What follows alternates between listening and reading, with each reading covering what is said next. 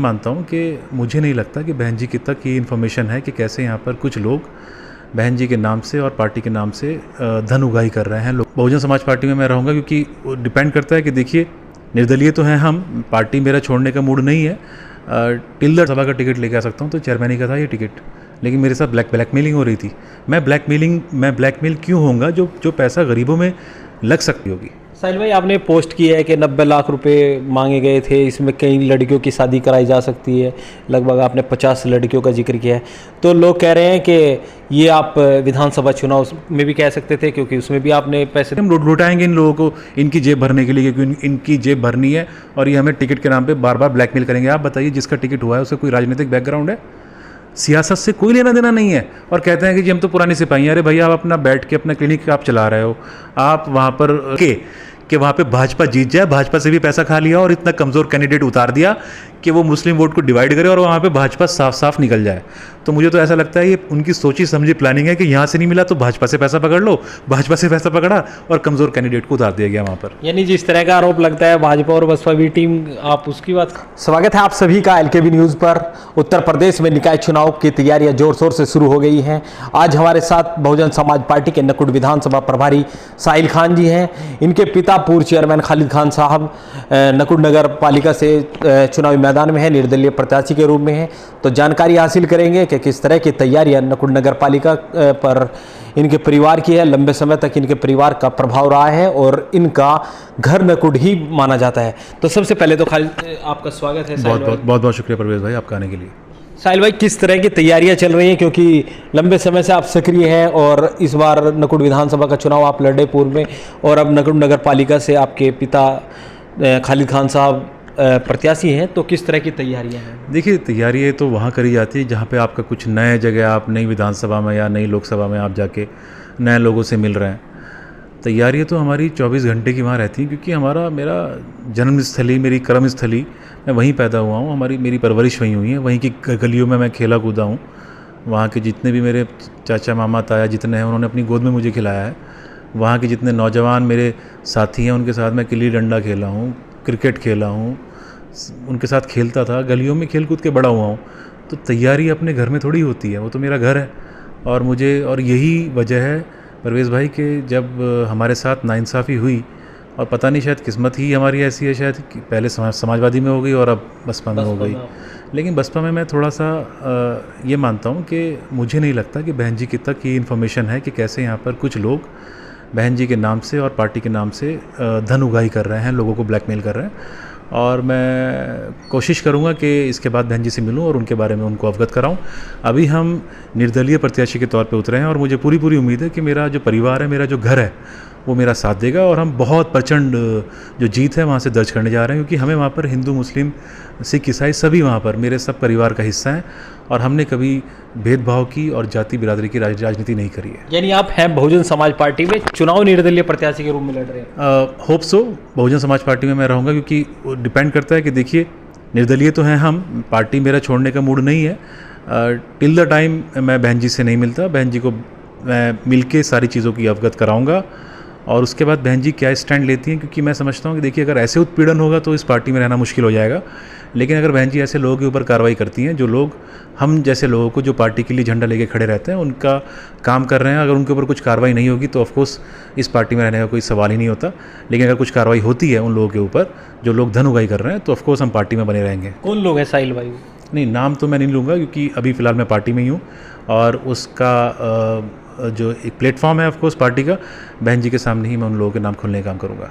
अगर बहुजन समाज पार्टी की सुप्रीमो बहन कुमारी मायावती जी के द्वारा आपको कोई आश्वासन नहीं मिलता, यानी कोई कार्रवाई उन लोगों पर नहीं होती, तो फिर आपका क्या रहेगा? देखिए, अगर उनको सब कुछ बताने के बावजूद भी, जैसे आप बताइए परवेज़ भाई, जब मैं विधानसभा का टिकट लेके आ सकता हूँ तो चेयरमैनी का था ये टिकट, लेकिन मेरे साथ ब्लैकमेलिंग हो रही थी। मैं ब्लैकमेल क्यों होऊंगा जो पैसा गरीबों में लग सकता है, जिससे गरीबों का भला हो सकता है, जिससे हमारी गरीब बहनों की शादी हो सकती है, चाहे वो हमारी गरीब हिंदू बहन है या गरीब मुस्लिम बहन है या किसी भी बिरादरी धर्म से आती है, तो वो पैसा मैं इनकी पॉकेट में क्यों दूंगा जो हमें ब्लैकमेल कर रहे हैं टिकट के नाम पे। और सिर्फ ये हमने हिम्मत करी है, मैंने बोला है, क्योंकि मेरे वालदैन ने और मेरी ख़ास तौर से मेरी जो राजनीतिक गुरु हैं वो मेरी वालदा हैं, उन्होंने मुझे सिखाया है कि हक और सच के साथ सियासत करो। ये छल कपट की सियासत भाई हमसे तो नहीं होती, हम तो क्लियर बात करते हैं। और मुझे पूरी उम्मीद है कि बहन जी को जब पता चलेगा तो ऐसे लोगों के ऊपर कार्रवाई होगी। साहिल भाई, आपने पोस्ट किया है कि 90 लाख रुपए मांगे गए थे, इसमें कई लड़कियों की शादी कराई जा सकती है, लगभग आपने 50 लड़कियों का जिक्र किया है। तो लोग कह रहे हैं कि ये आप विधानसभा चुनाव में भी कह सकते थे, क्योंकि उसमें भी आपने पैसे दिया होगा। देखिए, विधानसभा में ब्लैकमेलिंग नहीं हुई थी, इस वाले चुनाव में ब्लैकमेलिंग हो रही थी। और विधानसभा होता है और एक छोटा सा चेयरमैन का चुनाव है।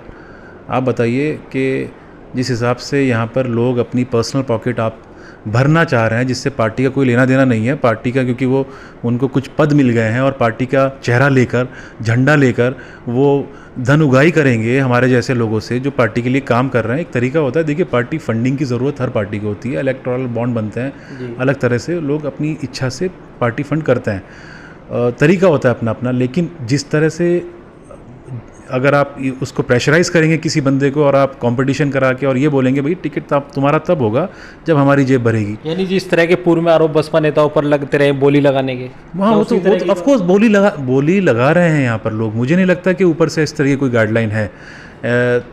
अगर मैं बहन जी से, जैसे मैंने बोला कि मेरा पार्टी में स्टैंड रहेगा, अगर बहन जी ऐसे लोगों पर कार्रवाई करती हैं पार्टी में रहेंगे, अगर बहन जी कार्रवाई नहीं करती तो हम अपना उत्पीड़न कैसे सह लेंगे? हम भाई हम हमारी फैसला लेंगे। हाँ, फिर फैसला लेंगे। हक और हलाल की कमाई है, हमने यूँ थोड़ी कि हम लुटाएंगे इन लोगों को इनकी जेब भरने के लिए, क्योंकि इनकी जेब भरनी है और ये हमें टिकट के नाम पर बार बार ब्लैकमेल करेंगे। आप बताइए, जिसका टिकट हुआ है उसे कोई राजनीतिक बैकग्राउंड है?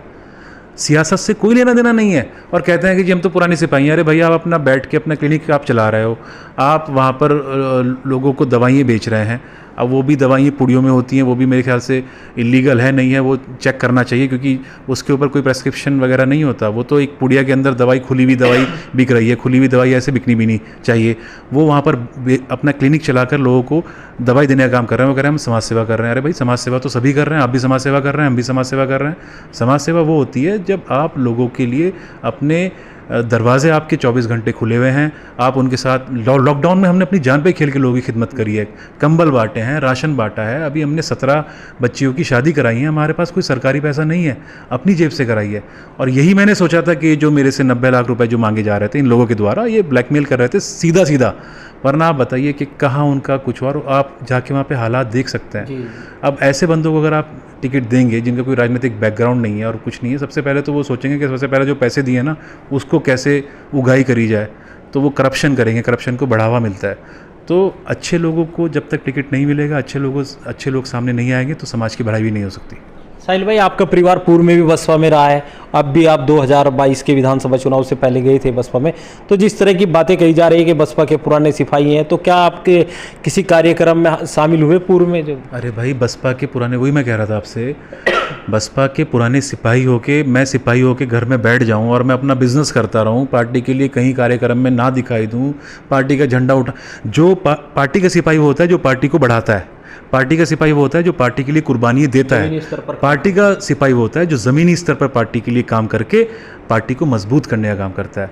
पार्टी का सिपाही वो नहीं होता कि वो क्लिनिक चला के अपना पैसों की कमाई कर रहा है, पैसे कमा रहा है, अपना बिजनेस कर रहा है और जी मैं तो पार्टी का सिपाही हूँ। अरे भाई, पार्टी के सिपाही तो फिर तो सभी कोई भी बोल देगा कि मैं बोलना शुरू कर दूँ आपसे कि मैं बचपन से जी मैं इसी पार्टी में हूँ या किसी पार्टी में हूँ। क्या किया आपने पार्टी? अब थोड़ा दिखा तो दो आपने क्या किया, कितनी रैली आपने नहीं निकाली हैं, कितने आपने मीटिंगें करी हैं, कितने आपने चुनाव लड़े हैं। कुछ दिखाने के लिए नहीं है। और मुझे साफ साफ ऐसा लगता है कि इन लोगों ने, जो बीच वाले जो लोग हैं ना, बहन जी का नाम नहीं मैं लूँगा, लेकिन जो ये बीच वाले जो लोग हैं, इन्होंने हो सकता है कि भाजपा से साठगांठ करके कि वहाँ पे भाजपा जीत जाए, भाजपा से भी पैसा खा लिया और इतना कमज़ोर कैंडिडेट उतार दिया कि वो मुस्लिम वोट को डिवाइड करे और वहाँ पे भाजपा साफ साफ निकल जाए।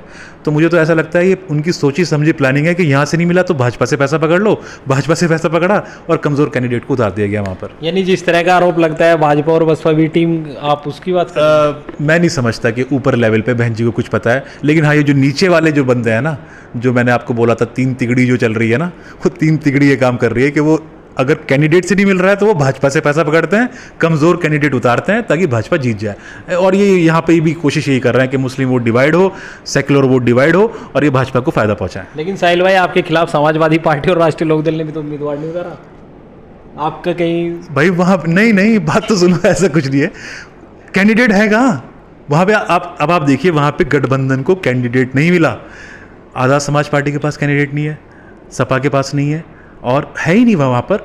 तो सीधा सीधा आरएलडी के पास नहीं है, तो सीधा सीधा मुकाबला जो है वो हमारा भाजपा के साथ में। और ऐसा तो नहीं है कि आपको वॉक ओवर दे दिया हो गठबंधन ने? नहीं, क्योंकि कैंडिडेट आप पूर्व में भी समाजवादी पार्टी में इसको देखो, चीज़ों को देखने के दो पहलू होते हैं। इसको आप ऐसे देखिए कि वहाँ पर जब तक हम थे तब तक समाजवादी थी, हम गए तो समाजवादी खत्म।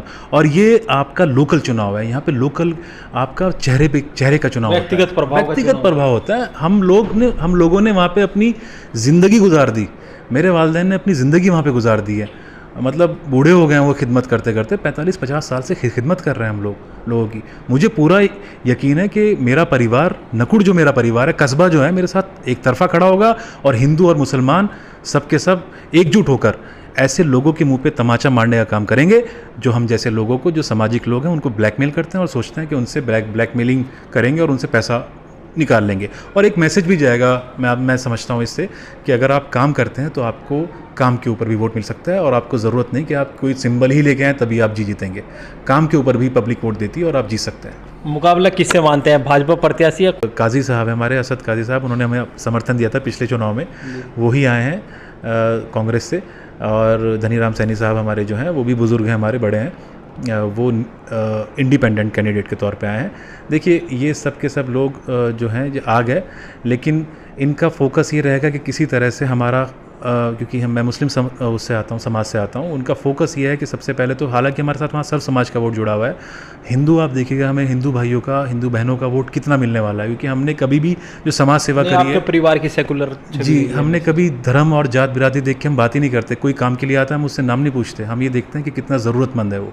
तो आप देखेंगे वहाँ पे एक तरफा वोट हमें पड़ेगा, लेकिन इन लोगों का फोकस ये है कि किसी तरह से मुसलमानों को डिवाइड किया जाए। मुसलमानों को डिवाइड, तभी इन्होंने इस्लाम ज़र्रा जो हमारे बड़े हैं, बुज़ुर्ग हैं, उनको टिकट ही देने का रीज़न ये है कि किसी तरह से साहिल खान को और खालिद खान साहब मेरे जो वालिद हैं उनको हराया जा सके। तो इस बार मुकाबला आपने बताया नहीं किससे है? साफ मुकाबला भाजपा से है, भाजपा से ही मुकाबला रहेगा वहाँ पर। और हम मैं समझता हूँ बहुत प्रचंड जीत की तरफ बढ़ रहे हैं, क्योंकि मुझे लगता है कि हम ये समझाने में, सेक्युलर हमारे जो हिंदू भाई हैं, बहनें हैं, उन्हें और अपने समाज को हम ये समझाने में कामयाब रहे हैं अभी तक कि अगर आपका वोट डिवाइड हुआ तो भाजपा यहाँ से सीट जीत जाएगी। साहिल भाई ठीक है, आपको अगर नकुड़ नगर पालिका की जनता मौका देती है, नकुड़ नगर पालिका में पानी निकासी की बड़ी समस्या है।